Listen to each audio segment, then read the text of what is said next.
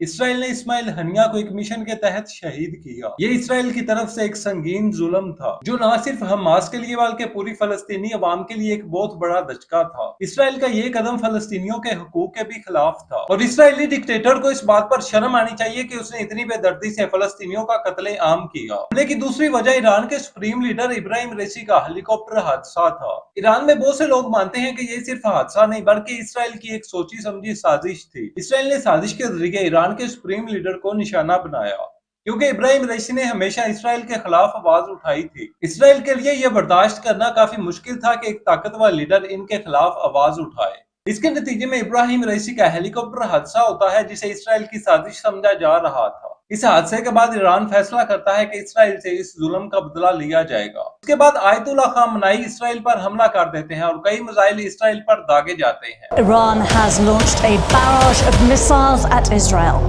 The weapons lit up the skies above Tel Aviv and Jerusalem, and there were frequent explosions as they were shot down by Israel's Iron Dome missile defense system.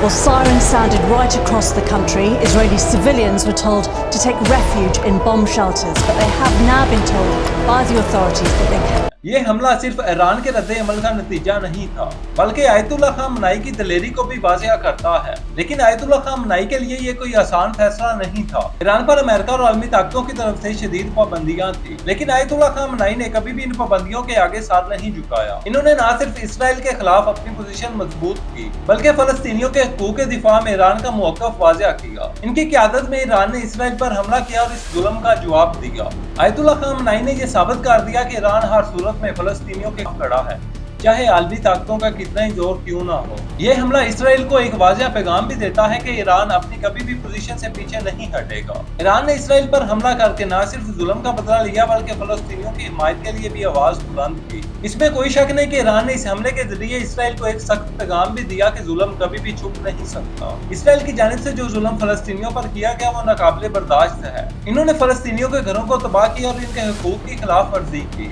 और फलस्तीनियों को जुल्म की चक्की में पीसा गया। Iran का ये हमला सिर्फ इसराइल के खिलाफ नहीं था, बल्कि फलस्तीनियों के हकूक की हिमायत में एक मजबूत कदम था। ईरान ने इस हमले के थ्रू ये साबित किया कि वो फलस्तीनी अवाम के साथ हैं और इनके हकूक का दिफा करने के लिए हर वक्त तैयार हैं। ईरान का ये हमला इस्माइल हनिया की शहादत और इब्राहिम रईसी के हेलीकॉप्टर हादसे का भी जवाब था। आयतुल्ला खामनाई की क़यादत में ईरान ने यह साबित किया कि इसराइल की जानिब से किए गए इन हमलों का जवाब काफी सख्ती की सूरत में दिया जाएगा और फलस्तीनियों के हकूक के लिए हमेशा लड़ेंगे। और इसराइल को भी अब ये समझ जाना चाहिए कि जुल्म की कोई भी कार्रवाई दुनिया से नहीं छुप सकती और इसराइली डिक्टेटर को इस बात पर शर्म आनी चाहिए कि उसने इतनी बेदर्दी से फलस्तीनियों का कत्ले आम किया।